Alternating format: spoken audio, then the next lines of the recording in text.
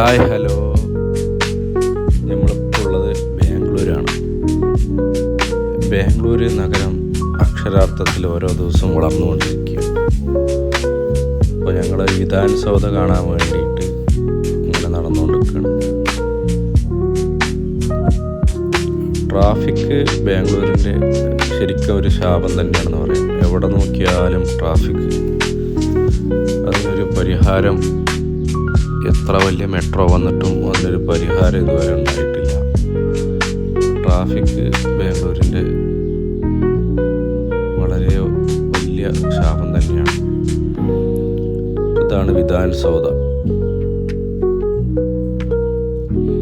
ബാംഗ്ലൂർ നിയമസഭയുടെ ആസ്ഥാനം, കർണാടക നിയമസഭയുടെ ആസ്ഥാനം.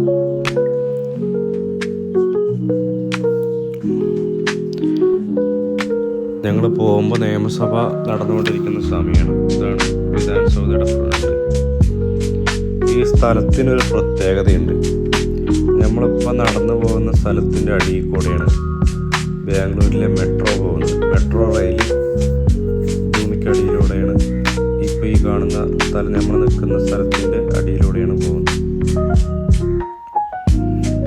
ഞാൻ 1-2 വർഷം നിന്നിരുന്ന സ്ഥലമാണ്. ഒരു 10-15 വർഷങ്ങൾക്ക് മുമ്പ് വീണ്ടും ആ സ്ഥലങ്ങളൊക്കെ കാണുമ്പോൾ ഒരുപാട് ഓർമ്മകൾ ഇങ്ങനെ മനസ്സിലൂടെ ഇങ്ങനെ പോകുന്നുണ്ട്.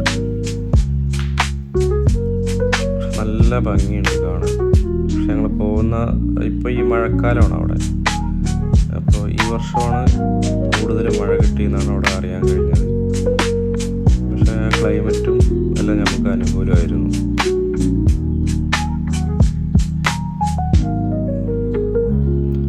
ഒരുപാട് വിദേശികളും യാത്രക്കാരൊക്കെ ഉണ്ടായിരുന്നു. നല്ല അനുഭവമായിരുന്നു.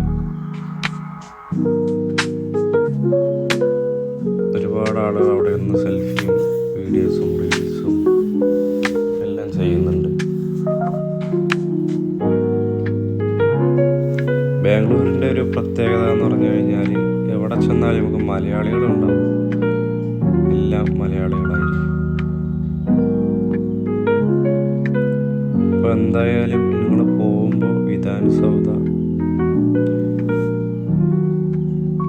മറക്കാതെ പോകുക തന്നെ വേണം.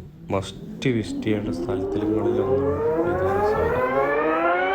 എല്ലാ ടൂറിസ്റ്റുകളും അവിടെ എത്താറുണ്ട്. ഓക്കെ,